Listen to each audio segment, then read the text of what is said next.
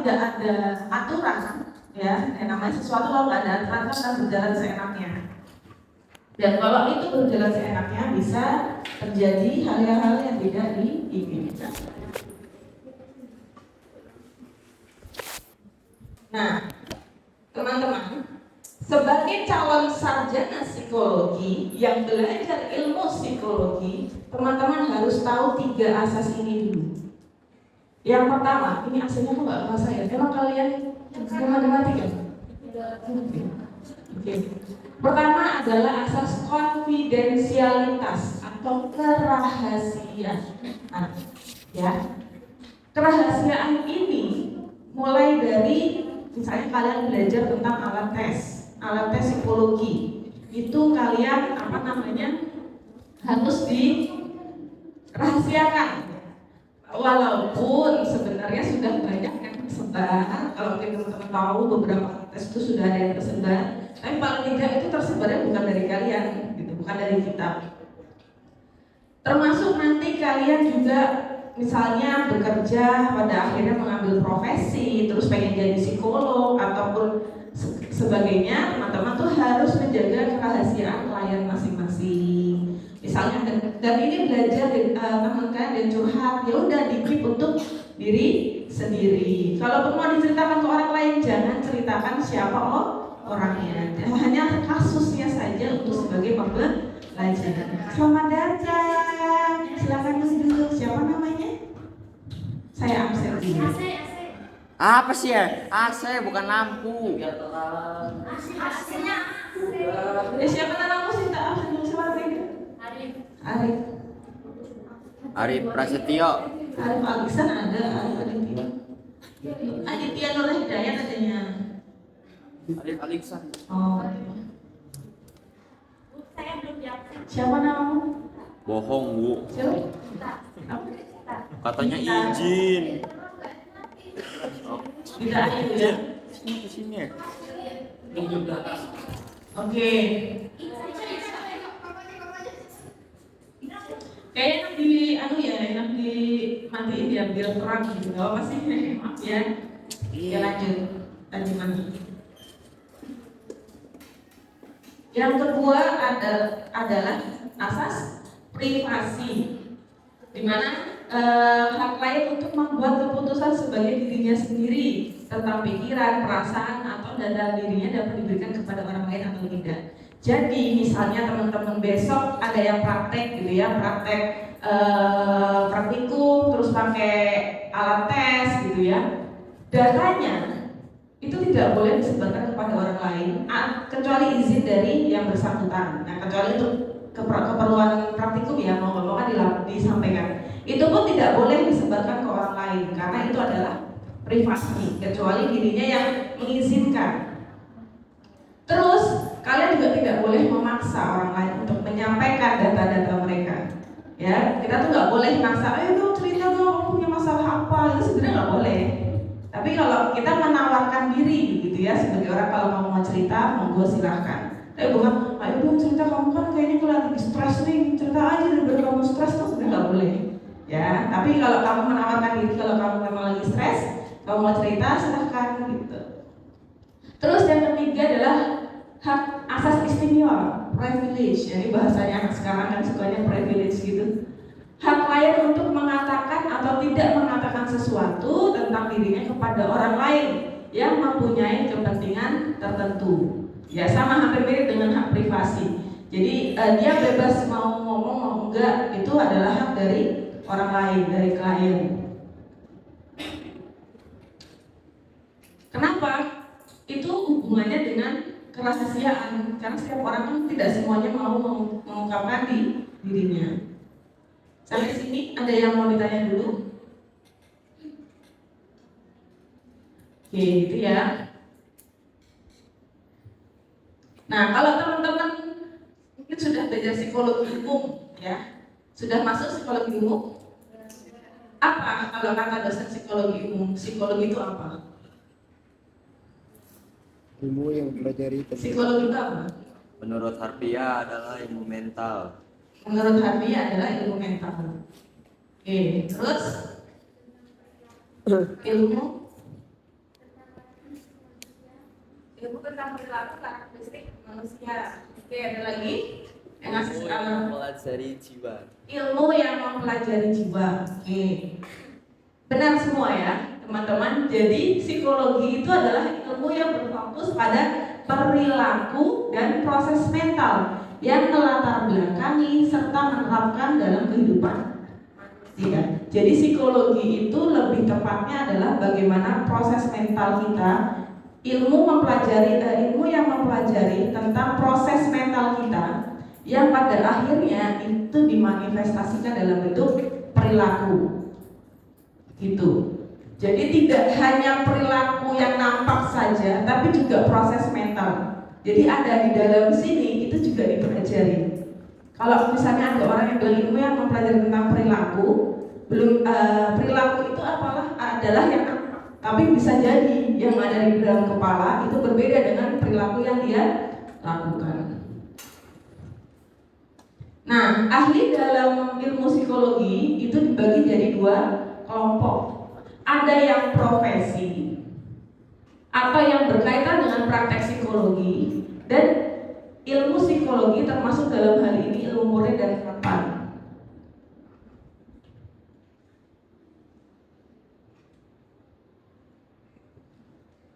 Jadi teman-teman,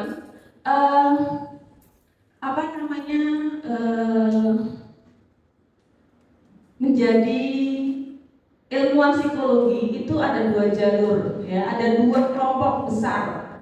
Jadi kalau kalian di sini itu mau akan jadi psikolog itu salah ya teman-teman. Lulus di sini teman-teman hanya punya gelar sarjana psikologi. Kalian belum bisa praktek.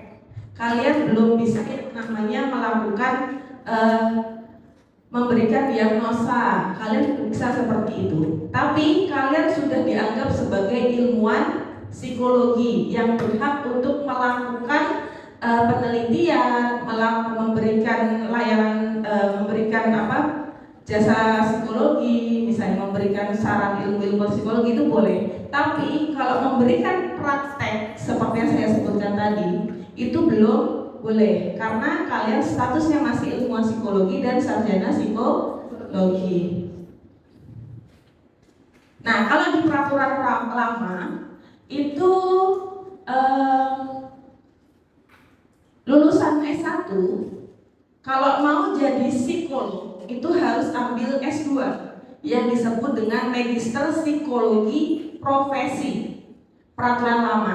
Tapi mulai tahun 2022, dimulai dari tahun ini 2023, ada yang namanya peraturan baru. Kalau mau jadi psikolog tidak harus ambil S2. Jadi lulus bisa langsung ambil profesi, tapi tidak bisa jadi dosen. Jadi misalnya teman-teman besok ada yang mau jadi, saya, gelar saya kan MPsI psikolog karena saya S2-nya langsung profesi. Jadi saya kuliah namanya Magister Psikologi Profesi, maka saya bisa jadi dosen dan saya juga bisa jadi psikolog. Tapi kalau besok teman-teman lulus dari sini mau ambil profesi, teman-teman hanya bisa langsung ngambil profesi tapi tidak bisa langsung ngambil S2.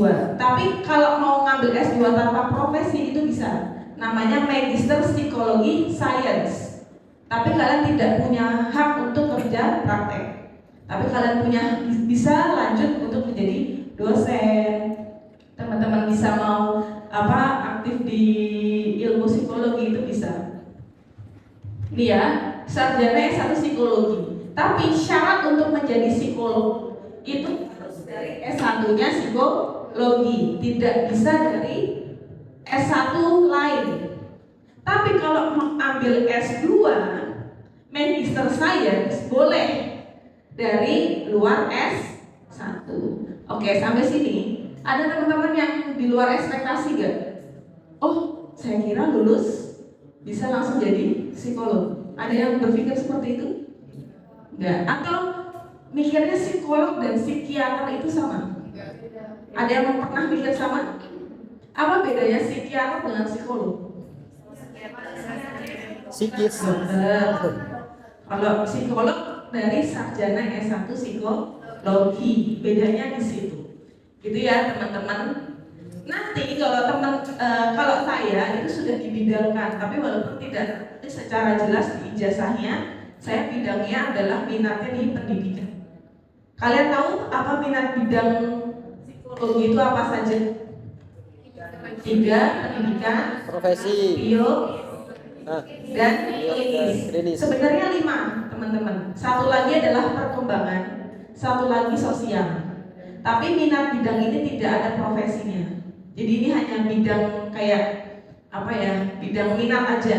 Terus ada juga yaitu ada psikometri, juga ada forensik. Tapi forensik biasanya gabung sama klinis.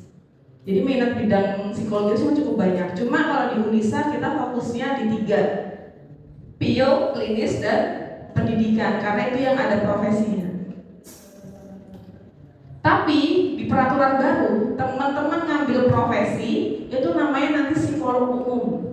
Jadi teman-teman akan belajarnya itu lebih ke umum aja. Tidak kayak saya. Kalau saya itu pendidikan, apa yang saya pelajari itu fokusnya menangani masalah-masalah pendidikan. Contohnya apa? Kalau teman-teman tahu. Contohnya permasalahan di bidang pendidikan.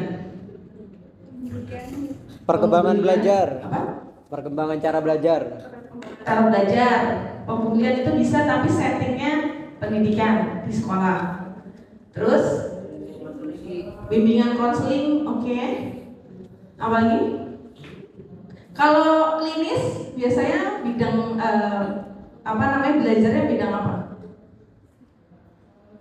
Kalau klinis, pernah belajar klinis belum ya? Kalau klinis itu yang biasanya kalian temukan di rumah sakit jiwa. Medis. Yang ODGJ, masalah-masalah patologis namanya. Patologis itu adalah sesuatu hal yang hubungannya dengan dalam tanda kutip penyakit kejiwaan, itu klinis.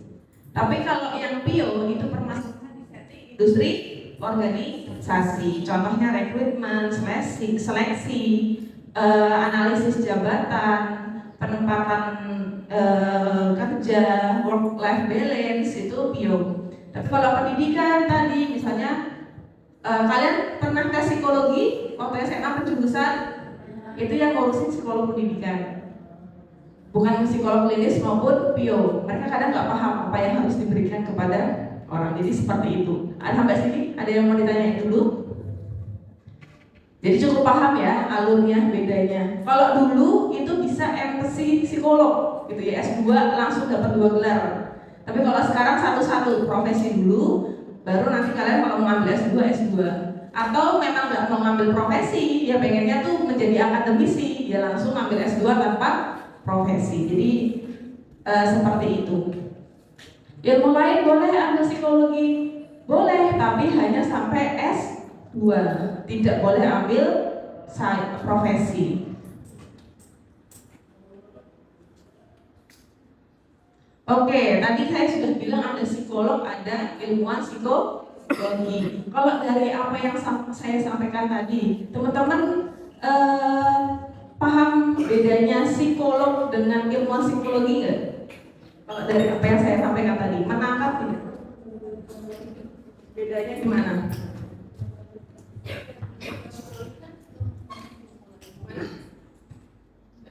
Saya ngomong?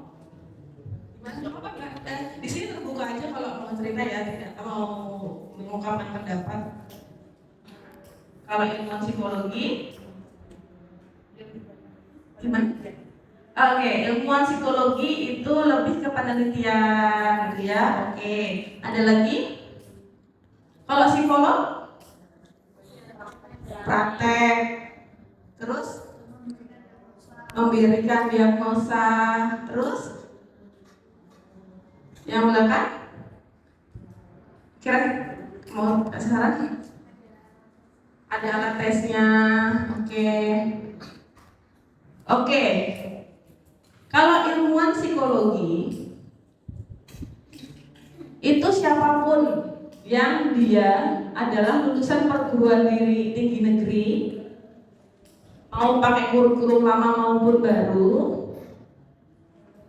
mau S1, S2, S3, yang intinya dia ngambil psikologi, ya. Mau S1-nya psikolog, mau dia baru psikologinya S2, S1, itu apa namanya adalah ilmuwan psikologi.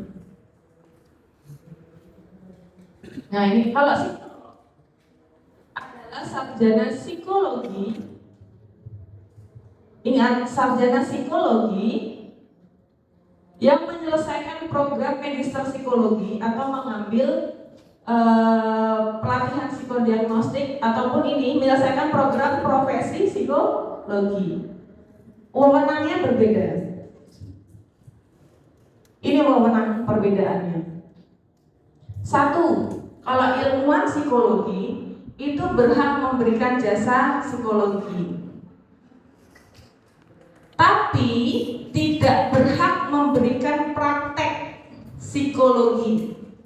Bedanya jasa dan praktek itu apa?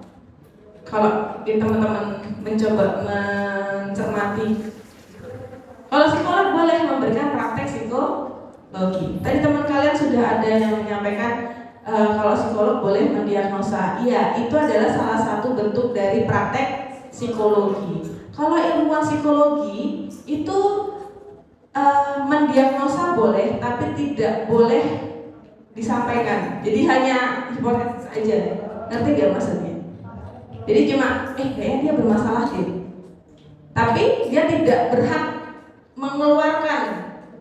mengeluarkan peraturan atau misalnya kayak tulisan gitu ya, apa namanya, catatan bahwa si klien ini kayaknya si klien ini menderita gangguan A, B, C.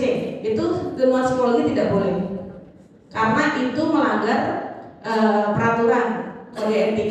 Karena yang berhak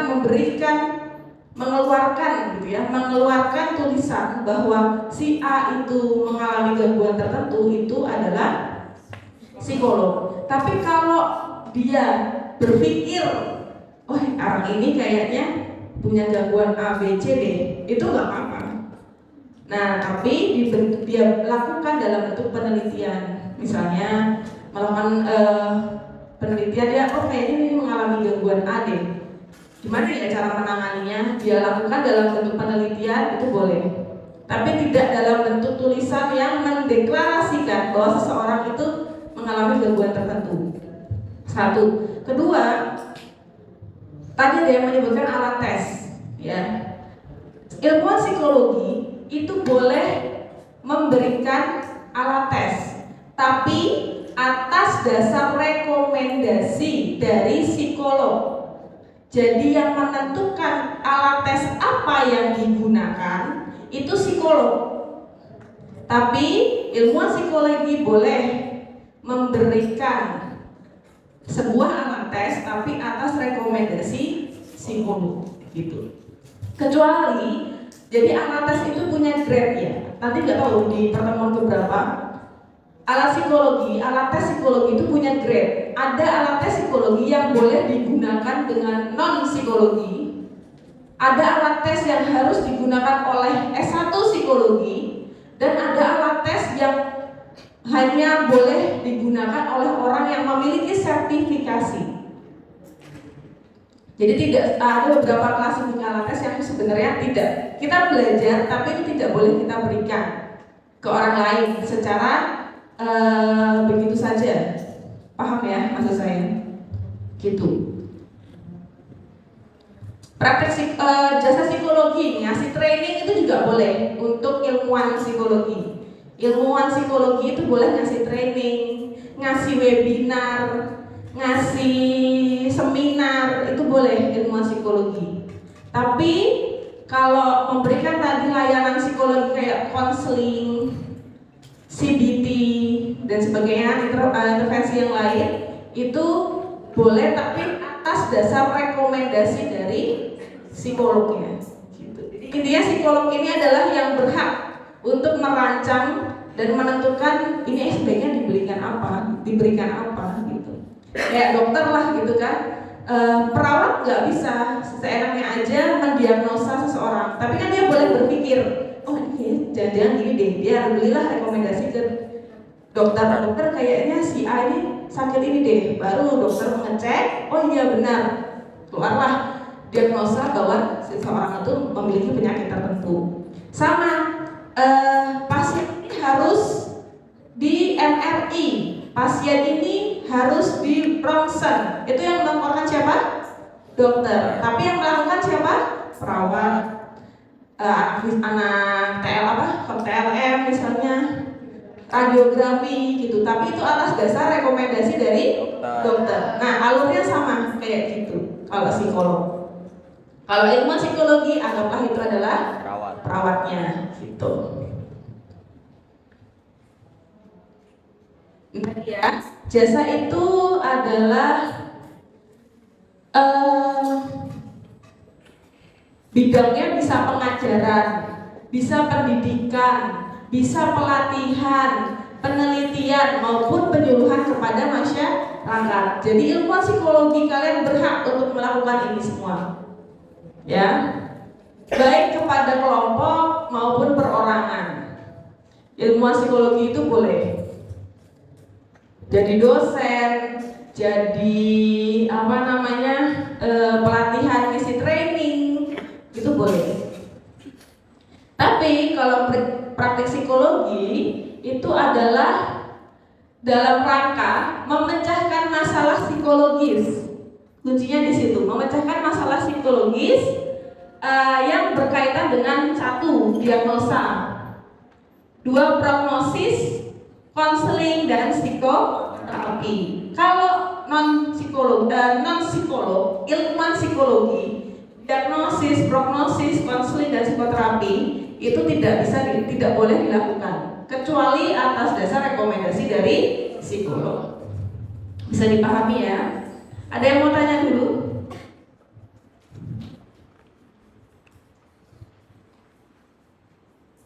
Jam berapa ya? Biasanya yang menggunakan jasa psikologi itu seperti ini, ada perorangan, kelompok, lembaga, ataupun institusi.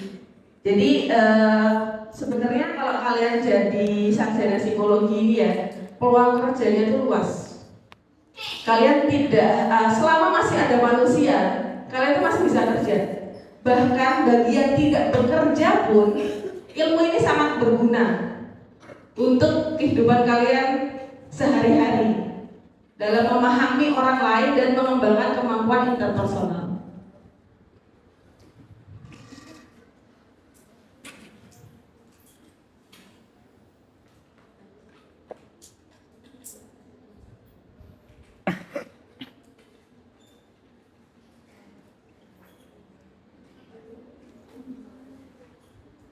Cuma begini teman-teman, ketika teman-teman menjadi psikolog, itu nanti tidak hanya bekerja sendiri, sama seperti dokter bekerjanya bersama dengan perawat, bekerjanya bersama dengan berbagai macam profesi lain. Psikolog pun demikian. Contoh yang paling sering terjadi overlap itu adalah di sekolah. Kadang guru BK dan psikolog pendidikan itu tidak sejalan. Ya, padahal mereka wewenangnya sudah jelas berbeda. Psikolog itu punya wewenang untuk melakukan praktek psikologi, memberi diagnosa dan sebagainya, dan memberikan rekomendasi kepada guru BK untuk memberikan pelayanan tertentu. Tapi terkadang guru BK merasa kehadiran psikolog itu nggak perlu karena sudah bisa ditangani oleh guru BK. Nah, ini terjadi overlap kadang, padahal harusnya bekerja sama gitu. Bekerja sama, ada psikolog membantu merumuskan, guru BK membantu melaksanakan gitu. Jadi harusnya saling membantu. Begitu pula ketika ada pengalaman teman saya yang kerja di RSUD jadi psikolog klinis di sana dan harus bekerja sama dengan psikiater. Kadang karena dokter merasa derajatnya lebih tinggi sehingga saran dari psikolog tidak didengar. Nah, ini yang perlu menjadi kita perlu untuk melakukan professional jurisdiction gitu, dimana kita berusaha untuk menjelaskan, oh ini seperti ini, jadi ada bargainingnya dengan profesi lain. Atau kadang karena ini professional projection, kontrol eksekusi, kadang karena psikolog itu dianggap bisa segalanya, semua dilimpahkannya ke psikolog. Contohnya ada lagi teman saya yang dia kerja di sekolah, jadi psikolog sekolah, tapi karena dia bidangnya pendidikan, ya dia fokusnya di pendidikan. Tapi dari pihak sekolah dia disuruh untuk menangani permasalahan PO ke karyawan, kepada karyawan, juga kadang menangani permasalahan yang mungkin jatuhnya klinis banget gitu. Padahal dari segi lingkup itu bukan kapasitas dia. Nah ini yang perlu kita besok kalau teman-teman jadi psikolog itu perlu untuk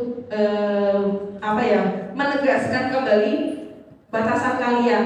Dan kalau sudah termasuk misalnya besok ada teman-teman yang jadi psikolog terus menangani permasalahan pendidikan, awalnya adalah permasalahan kesukaran belajar gitu ya. Tapi ternyata awal mula seseorang itu mengalami kesukaran belajar itu adalah karena efek KDRT yang didalaminya di rumah. Itu sudah bukan ranah lagi pendidikan, itu udah ranahnya klinis. Nah itu harus kita refer ke psikolog klinis. Nah itu juga kita harus tahu batasan kemampuan kita kalau sebagai profesi.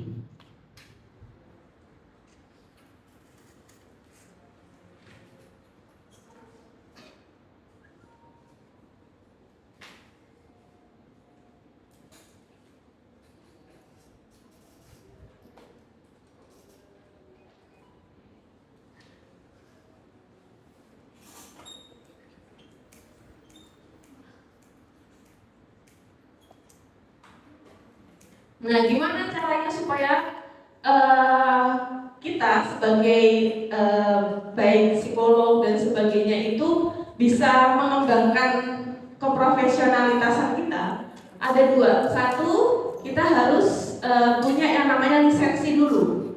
Kita nggak bisa bekerja, kita nggak bisa memiliki akses untuk praktek itu kalau nggak punya namanya SIPP, surat izin praktek psikologi. Walaupun teman-teman sudah jadi psikolog, kalau lisensinya tidak diperpanjang, tidak boleh memberikan layanan psikologi. Jadi misalnya saya itu kan per 5 tahun ya, per 5 tahun habis, tidak saya perpanjang, terus saya tetap melakukan praktek psikologi, terus tiba-tiba orang yang saya berikan layanan psikologi itu ngecek, ini psikolognya bener masih aktif nggak ya? Dicek lah di pangkalan data gitu. Nggak taunya habis masa berlaku saya bisa dipenjara karena tidak memiliki surat izin. Walaupun saya punya gelar psikolog.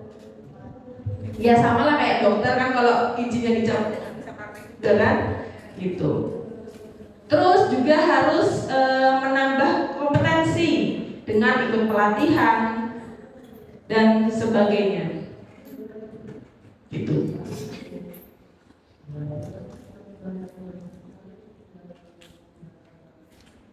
MPY apa cok? MPY. Nah, karena melihat psikolog sudah cukup banyak, gitu ya, awal mulanya terbentuknya HIMSI itu, Himpunan Psikologi Profesi itu, sudah banyak yang melakukannya, terus perlu adanya surat izin dan sebagainya. Akhirnya perlu nih sepertinya dibuatkan sebuah organisasi profesi khusus untuk memperjuangkan kepentingan para anggotanya. Yaitu tadi, misalnya karena sudah jelas nih harusnya itu psikolog dengan guru BK itu punya batasan yang berbeda. Oh, dokter dan psikolog itu punya batasan yang berbeda. Kalau kita ngomong sendiri, itu kan kadang nggak didengar. Makanya perlu ada lembaga, ada organisasi yang menaungi. yaitu namanya nanti HIPSI. Ini kompetensi yang harus dilakukan oleh psikolog ya. Asesmen, tahu apa itu asesmen?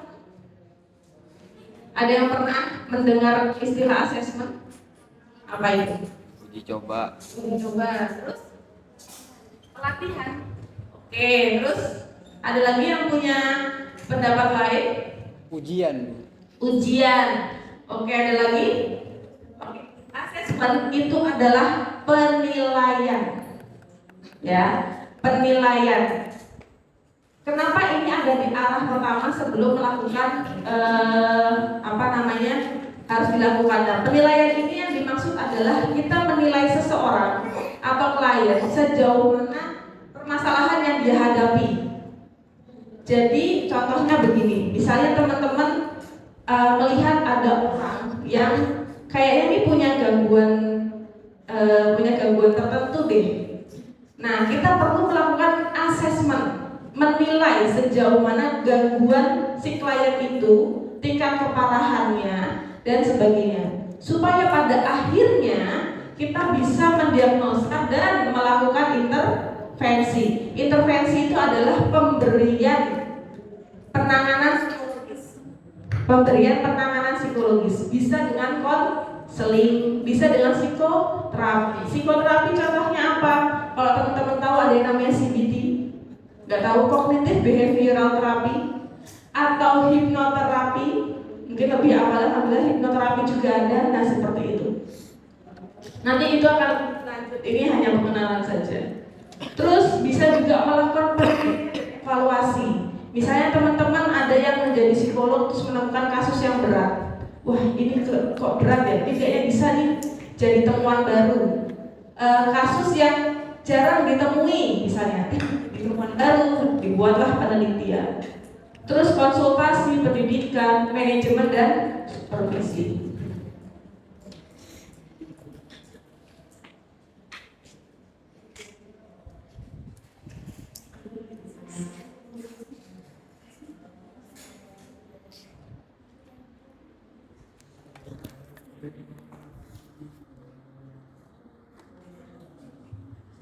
Ada satu kemampuan yang harus mulai teman-teman asah dari sekarang supaya teman-teman untuk menjadi seorang psikolog itu bisa berjalan dengan lancar. Salah satunya adalah kemampuan personal, yaitu membangun relasi. Membangun relasi atau dalam bahasa psikologinya itu building rapport, membangun kepercayaan, membangun hubungan baik, mengembangkan, memelihara hubungan baik. Tujuannya apa? Tujuannya adalah supaya kita lebih memilih, kita punya pengetahuan yang lebih terhadap klien. Karena tadi tidak semua klien itu mau mengungkapkan dirinya.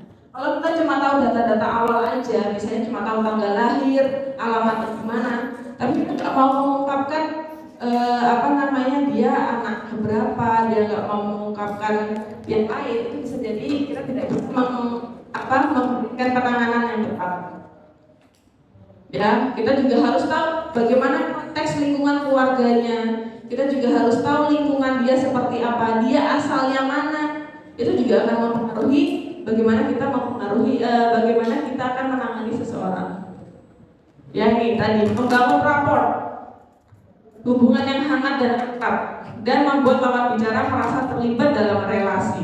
Nah, ini adalah soft skill yang harus dimiliki oleh sarjana psikologi. Soalnya kita suka ditanya, jurusannya psikologi ya, boleh curhat dong, gitu. Kadang-kadang suka gitu, curhat dong, atau misalnya, kamu bisa baca pikiranku ya. Ada yang sudah digituin belum sama orang? Udah ya? Ini dah pertama. Aku di tes dong. Masih baru kenal. Ini chat di WA itu. Kamu suka desain ya? Nah, untuk mengetahui itu tadi, relasi itu tadi, kita harus tahu kira-kira metode asesmen yang tepat apa untuk bisa mendapatkan data tersebut yang kira-kira sesuai dengan klien. Ini asesmen ya.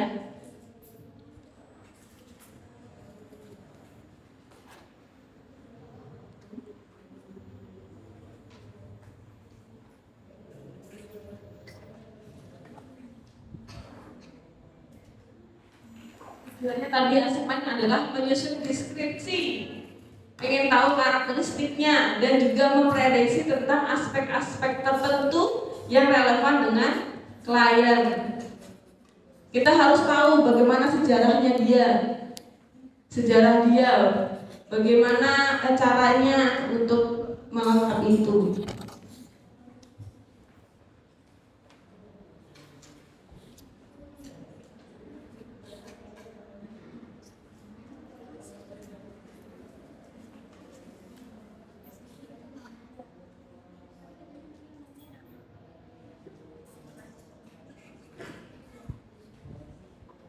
Ini tujuannya kenapa teman-teman harus melakukan asesmen dulu sebelum memberikan penanganan psikologis, yaitu memberikan pemahaman untuk mendasari perencanaan tindakan. Jadi kira-kira kita akan memberikan tindakan apa kepada si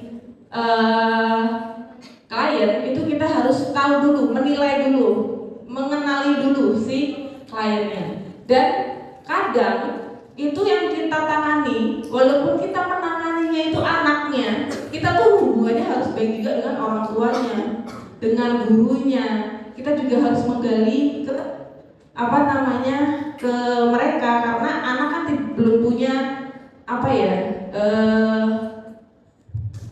udah mau habis. Tidak punya, kalau kita kan bisa menolak gitu ya. Kalau anak kan kadang mau nolak mau enggak kan nggak punya kewenangan di situ.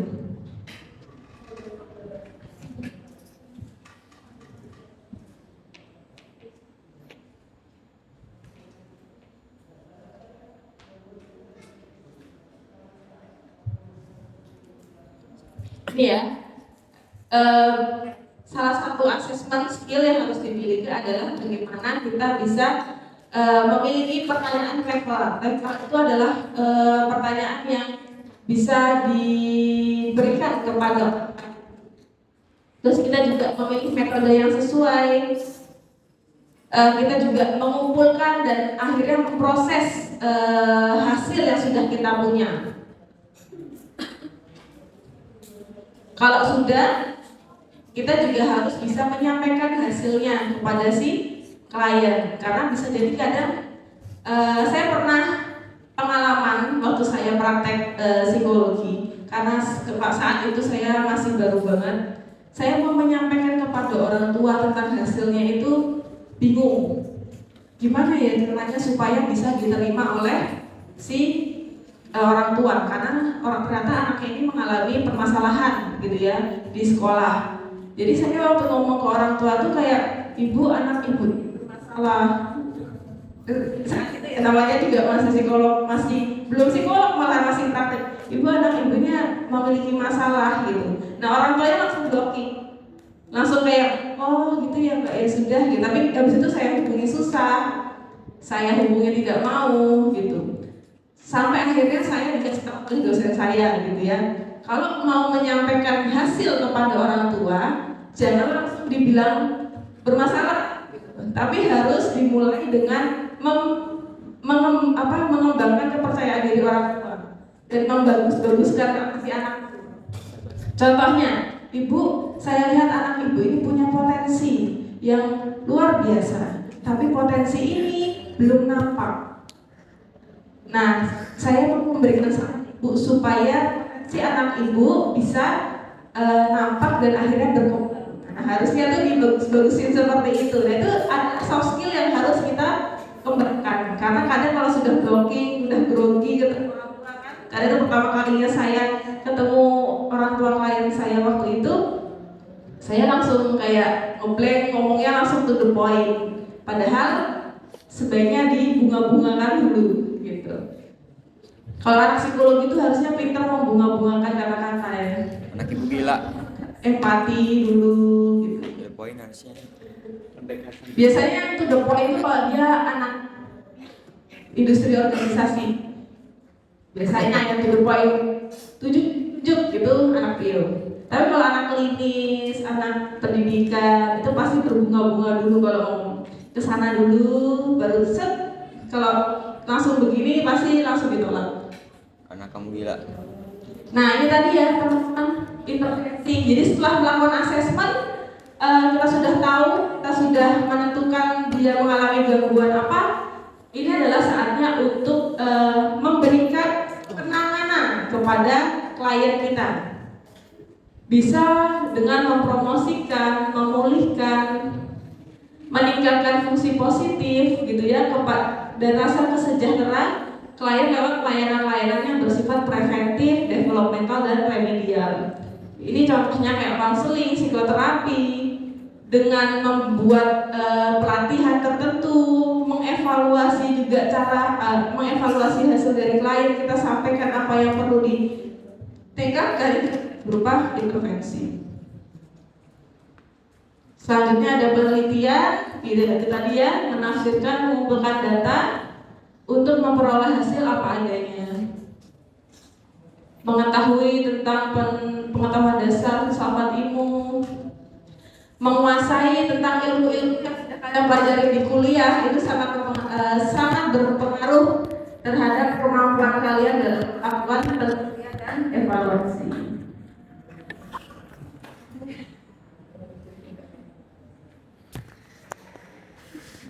Terus hal lain yang bisa dilakukan seperti konsultasi,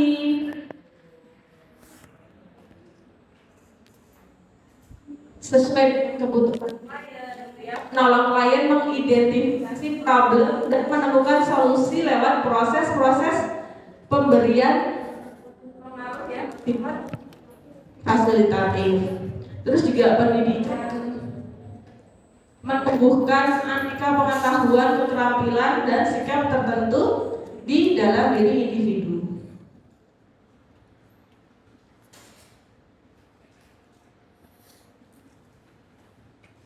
Ataupun melakukan manajemen dan supervisi, mengarahkan, mengorganisasikan, dan menata atau mengendalikan aneka layanan yang ditawarkan atau disediakan bagi publik. Ya, teman-teman harus juga punya kemampuan untuk memanajemen diri sendiri maupun memanajemen kasus dari klien, menangani manajemen di standar operasionalnya seperti apa, maupun membuat sistem penyediaan layanan, gitu ya. Udah aku nggak tahu nih. Oke, udah habis nih. Ada yang mau tanya dulu? Bu, Iya. MPI apa itu? Apa? MPI. Mempunyai. Oh, Mempunyai. Kalau FYP itu for your peg. Ada ya, ini bahasa zaman jadul banget, zaman SMS-an yang disingkat-singkat itu. Mana sih kalian? Kumpul aja MPI. Adalah pokoknya ya tulisannya. Mempunyai itu MPI itu mempunyai. TTT itu tertentu ya, jangan dianggap yang lain. Terus apalagi? KLP kelompok, SCR secara. MJD apa Bu? UTK itu untuk MJD. ya, bukan ujian tengah. MJD apa Bu? MJD? MJD. MJD menjadi ya Allah pertanyaan kalian ini. ADLH adalah ya. Apalagi PD itu padat, ya, bukan percaya diri. Apalagi nih yang mau kalian tanya. Itu yang ya. Apalagi PPG itu tentang. Apalagi MRP merupakan.